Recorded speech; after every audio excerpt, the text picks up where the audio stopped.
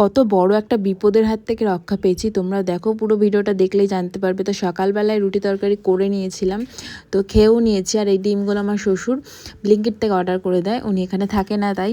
তো যাই হোক, ডিমগুলো এই লেখাগুলো প্রথম দেখলাম, তাই তোমাদের সাথেও একটু শেয়ার করলাম, যেহেতু আমিও এই প্রথম দেখলাম তাই। তো যাই হোক, আজকে রান্না হবে হচ্ছে লোটে মাছ, মাছের ডিম আর এই ডিম একসাথে করব, আর ডাল আর আলু সিদ্ধ। কারণ আমাদের বাড়ি 1-2 পদ হলে হয় না, আমাদের বাড়ি 3-4 পদ করতেই হয়। আর আমার কিন্তু এটা সত্যি বলতে খুবই বিরক্তকর লাগে। তো যাই হোক, আমার আজকের ভ্লগটা কিন্তু 2 দিনের মিশিয়ে আছে, তো তোমরা দেখতে থাকো। তো এই দিকে দেখো, আমাদের এই বাড়ি লোটে মাছ রান্না করতে গেলে লোটে মাছ থেকে কাটা ফেলতে হয়। তো আমার বাপের বাড়ি সেরকম না। আর আমার কিন্তু লোটে মাছটা গোটা খেতে সবচেয়ে বেশি ভালো লাগে, কিন্তু এই বাড়িতে সেটা একদমই কেউ খায় না, তো কিছু করার নেই। আর এই কাটা ফেলতেই না আমার প্রচুর দেরি লাগে, কারণ আধা ঘন্টা টাইম লেগে যায়, তার মধ্যে না অন্য একটা রান্নাও হয়ে যায়। তো ওইদিকে পাশে আমার ডালও হচ্ছে, আর এদিকে তাড়াতাড়ি করে ফেলে নিচ্ছি, কারণ আমার ছেলেকে স্কুল থেকে আনতে যেতেও হবে। তো আর আরেকটা কথা বলি, মানে জানো তো, শ্বশুরবাড়িতে নিজের পছন্দটা সবসময় বাদ দিতে, এইটা কিন্তু সত্যি কথা বলতে সব মেয়েরাই যাকেই জিজ্ঞাসা করো না কেন সেই কিন্তু এই কথাটাই বলবে।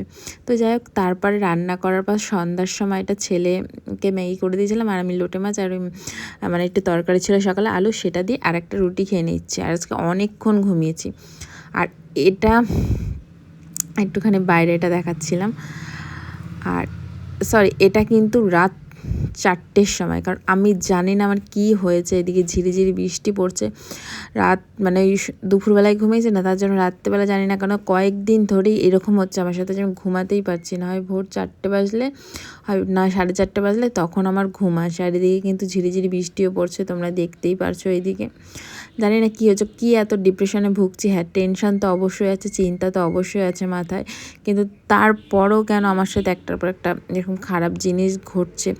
চোখের তলায় কালি পড়ে যাচ্ছে, ঘুমাতে পারছি না, সকালবেলায় উঠতে ইচ্ছে হয় না। যখন 5টার সময় ঘুমাই না, তখন 9টার মধ্যে আর উঠতে ইচ্ছে হয় না। এই যে দেখো উঠেছি, চোখ মুখের অবস্থা দেখো তোমরা, চোখের নিচে দিন দিন কালি পড়ে যাচ্ছে, চুল উঠে যাচ্ছে মাথার। আমার কিন্তু অনেক টেনশান, যেগুলো আমি তোমাদের সাথে কখনোই শেয়ার করি না। ছেলে অনেকক্ষণ আগেই ঘুমিয়েছে, তো ওকেও ডাকছি, তো ও উঠছে না। তো যাই হোক, ওর সাথে এখন একটা মজা করব, ওকে উঠিয়ে দাঁড় করিয়ে দেবো। তো তোমরাও দেখো জিনিসটা, ও উঠছে না, তো আমি কী করেছি, ওকে একদম উঠিয়ে দাঁড় করিয়ে দিয়েছি দুষ্টুমি করে। আমি ওকে বলছি দাঁড়া দাঁড়া, ও দাঁড়াচ্ছেই না। তো যাক, এরকম মজা আমার ছেলে মিলে আমরা করতেই থাকি। ওর সাথে আমি ক্যারাম বোর্ড খেলি, ঠিক আছে, পড়াই, সব কিছুই তো করতে হয়। খেলি না তোর সাথে? না, মিথ্যা কথা বলিস কেন? দুইবারই খেলেছে। তো যাই হোক, এটা আবার পরের দিনের মানে ভিডিও, যেটা দেখছে সকাল ঘুম থেকে উঠে। তো এদিকে বিছনার চাদরটা চেঞ্জ করে নিয়েছি।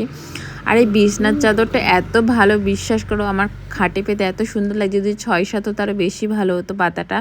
মানে আমাদের খাটটা যেহেতু 5-7 ছোট, আমাদের 3 জনের শুতেও অসুবিধা। যখন এখন যেহেতু আমি আর ছেলে মিলে ঘুমাই, তাই অতটা অসুবিধা হয় না। তো এমনি জামা কাপড় ছিল, সে কটা ভাঁজ করে নিলাম। আর চাদরটা সত্যিই খুব ভালো, 250 টাকা নিয়েছে, আমি অফলাইন থেকে নিয়েছি। তোমরাও চাইলে নিতে পারো মিশোতে, এরকম দেখে সার্চ করে। তো যাই হোক, এদিকে জামা কাপড়গুলো বের করে দিলাম সেগুলো ধোয়ার জন্য। তো তারপরে এইদিকে আমার গুটানো শেষ, এখন আমি যাব নিচে, কারণ আবার রান্না করতে হবে। আর দেখে বলো যে চাদরটা কেমন লাগছে, আমার তো বেশ ভালো লেগেছে। তো যাই হোক, এদিকে আমি ছেলেকে নিচে খেতে দিয়েছি ডিম রুটি, ডিমের ভিতরে রুটি দিয়ে দিয়েছি দুটো একটা করে। যেহেতু আজকে সকালে আর কিছু করব না, আমি একটু মুড়ি আর চানা মশলা খেয়ে নেব, আর ঠাম্মি দাদু পাউরুটি খেয়ে নেবে। আর এটা হলো, আমি একটু গাছগুলোতে মাটি দেব, তার জন্য ছাদে এসেছি। আর যেহেতু গাছগুলোয় মাটি আছে, কিন্তু তারপর আমার মনে হয় টবটা ভরে দিলে ভালো হবে। যেহেতু বর্ষাকাল, জলটা জমে থাকলে টবের ভিতরে গাছের গোড়াগুলো পচে যাবে, আর জলটা না থাকলে সেটা অতটা অসুবিধা হবে না। আর আজকের ওয়েদারটা কিন্তু ভালোই ছিল, কারণ দেখতেই পাচ্ছ আকাশটা কত সুন্দর নীল হয়ে রয়েছে, বেশ ভালো লাগছিলো দেখতে আমার কাছে।